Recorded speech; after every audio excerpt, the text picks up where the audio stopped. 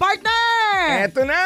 Nagpaparamdam na naman! Ang ating Mahiwagang Burnay!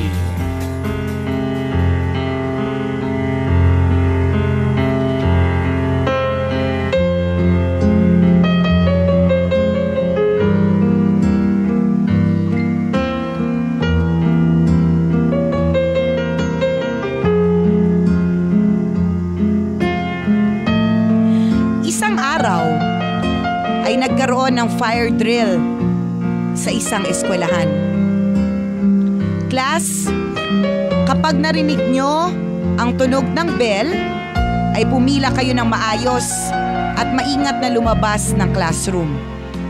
Pagkatapos, ay mag-a-assemble tayo sa school grounds. Malinaw ba? Sabi ng guro. Yes, ma'am! Sagot ng mga estudyante. At nagsimula na nga ang fire drill sa buong eskwelahan. Isa-isang nagsilabasan ng mga estudyante mula sa kanilang classroom. Subalit isang grupo ng mga kababaihang estudyante ang tila may ibang plano ng mga oras na yon. Sa halip na magpunta sa school ground, ay dumiretso ito sa likurang bahagi ng school building. Ano girls, handa na ba kayo? May sumundo na ba kay Carmen para dalhin dito?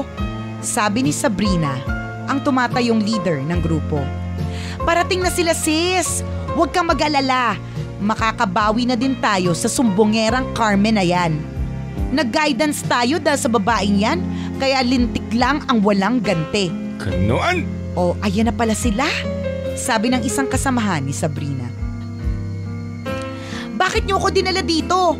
Anong gagawin niyo sa akin? Sabi ni Carmen. Manahimik ka? Pinahiya mo kaming lahat sa klase? Isinumbong mo sa guidance na kinikikilan ka namin? Ang lakas ng loob mo? Hindi mo yata kilala kung sinong binabangga mo. Sabi ni Sabrina kay Carmen. Pasensya ka na, Sabrina. Umiiwas lang ako sa gulo kaya nagsabi na ako sa mga guro natin. Padaanin niyo na ako please. Gusto ko nang bumalik sa klase. Pakiusap ni Carmen. Eh di dumaan ka kung kaya mo kami. Girls, alam niyo na ang gagawin. Sabi ni Sabrina. Isa-isang lumapit ang mga kasamahan ni Sabrina kay Carmen para kuyugin ang dalaga. Sa takot ni Carmen ay napaatras ito at hindi napansin ang nakatiwangwang na poso negro sa kanyang likuran. Ilang sandali pa ay lumapit na rin si Sabrina at itinulak si Carmen sa septic tank. Hala? Nang malaglag si Carmen sa butas, ay doon na nagsimulang magtawanan ang mga kasamahan ni Sabrina. Ha ha ha ha! Pangit, mas bagay yung tawa ko. Yan ang bagay sa'yo. Tingnan natin mamaya kung sino ang uuwing kahiya-hiya ngayong maduming-madumi ka na at ang baho mo pa. Sabi ni Sabrina. Lumapit ang mga kasamahan ni Sabrina sa butas ng Poso Negro para silipin si Carmen. Sabrina! Mukhang hindi na yata gumagalaw si Carmen! Nagsimulang kabahan ang mga dalaga. Naku Sabrina, anong gagawin natin? Hindi na yata humihinga si Carmen! Maya-maya ay biglang dumating ang guro. Girls, anong ginagawa niyo dito? Di ba ang sabi ko sa inyo ay sa school ground tayo magkita-kita? Tanong ng guro. Ma'am, si Carmen po na aksidente. Nahulog po siya sa Poso Negro. Sabi ni Sabrina. Agad na tumawag ng tulong ang guro para saklolohan si Carmen. Subalit huli na ang lahat. Oh. Nanlumo ang mga guro ng ihahon ng mga pulis ang walang buhay na katawan ni Carmen mula sa Poso Negro. Lumabas sa investigasyon na nabali ang leeg ni Carmen na mahulog ito sa butas.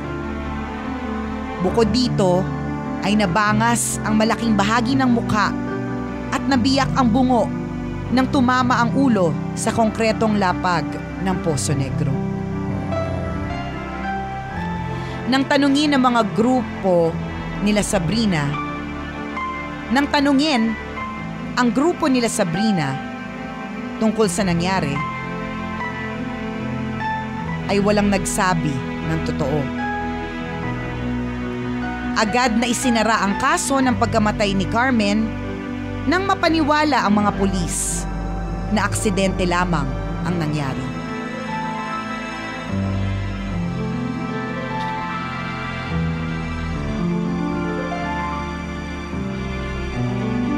Itong si Sabrina.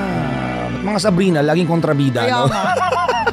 Lahat ng pelikula na panood ko, Sabrina, kontrabida pangalan.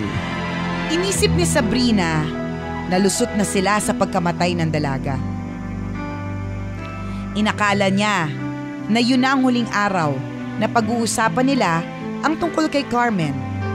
Subalit, nagkamali siya. Makalipas ang ilang buwan, ay isang email ang kumalat sa buong eskwelahan. Ang email ay may title na They Pushed Her. Naglalaman ito ng mga alegasyon na hindi aksidente ang nangyaring pagkamatay ni Carmen. Bagkus ay itinulak siya sa Poso Negro. Nakasaad din sa email ang isang babala para sa mga may sala. Para sa mga tunay na may sala sa pagkamatay ni Carmen Winstead, umami na kayo bago pa kayo singilin sa naging pagkakamali ninyo. Sa halip na makonsensya, ay pinagtawanan lang ni Sabrina ang tungkol sa kumakalat na email. Magaling ba, Direk? Magaling, Sige. Ako yun, Wala pong effects. Kalokohan yan. Walang tumulak kay Carmen. Kitang-kita namin na naaksidente siyang nahulog sa Poso Negro. Diba, girls? Sabi ni Sabrina. Pero Sabrina, hindi ka ba natatakot sa babala na nakasulat sa email? Kung umami na lang kaya tayo, ano sa tingin mo? Bulong ng kasamahan ni Sabrina. Ay, bulong pala. Pero Sabrina, hindi ka ba natatakot? Naluloka ka na ba? Wala tayong aaminin. At huwag kayong matakot dahil patay na si Carmen.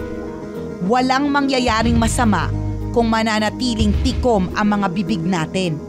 Sagot ni Sabrina. Makalipas ang isang araw, habang naliligo si Sabrina sa banyo, ay nakarinig siya ng tinig ng isang babae na humahalakhak.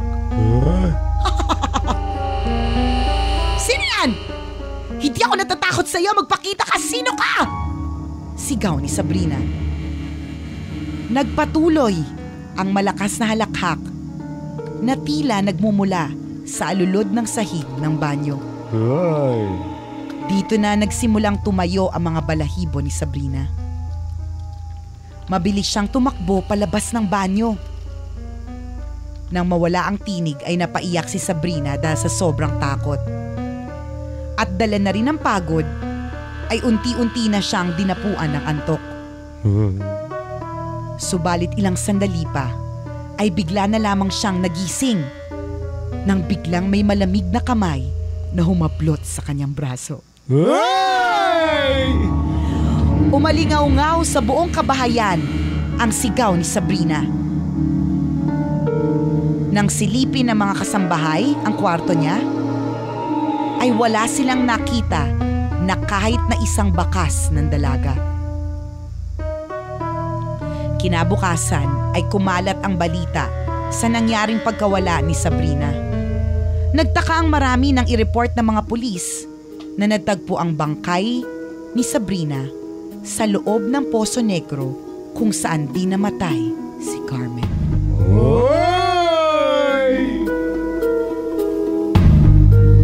Katakot naman. Lumabas sa medico legal na bali ang leeg ni Sabrina. Basag ang bungo at bangas din ang malaking bahagi ng mukha gaya na nangyari kay Carmen. Hindi doon natapos ang lagim sa Poso Negro. Sumunod na nawala ang mga kasamahan ni Sabrina. At bawat isa sa kanila ay pare-pareho ng kinasapitan. Ang lahat ay natagpuang walang buhay sa kakilakilabot na Poso Negro sa likod ng eskwelahan. Walang makapagpaliwanag o kaya'y makapagturo sa nasa likod ng krimen. Kumalat na lamang ang mga haka-haka na ang kaluluwa ni Carmen Winstead ang siyang naghihiganti sa mga estudyante.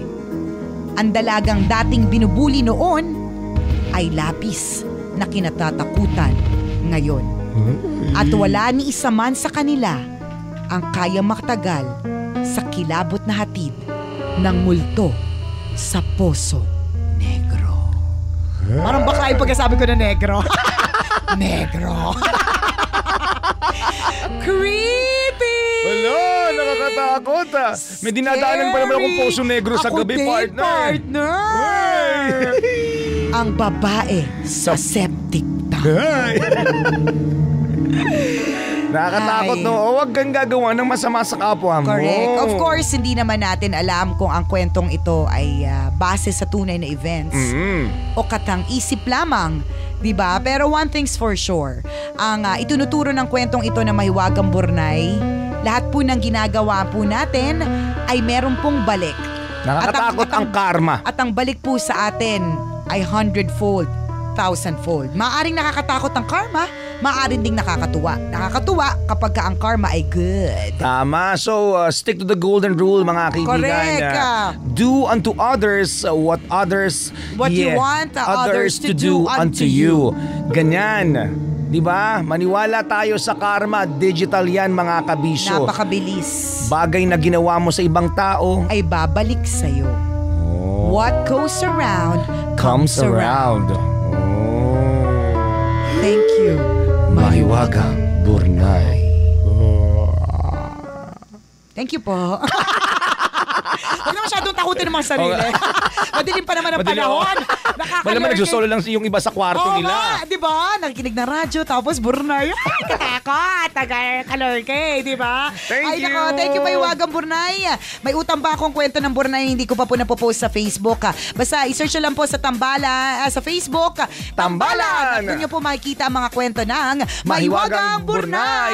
Like at share ng share para marami rin na makaalam ng kwentong ito. Corrected by mga kabisyo. Maraming salamat for making Love Radio always your number one FM radio station. At habang nariyan kayo, mga kabisyo, ang Tambalan, walang kalaban, number one pa more. Ako po si Nicole Yala. At ako naman si Cambio Henry Chuper. Na nagpapaalala, walang matatag na relasyon sa malanding may determinasyon. Yun!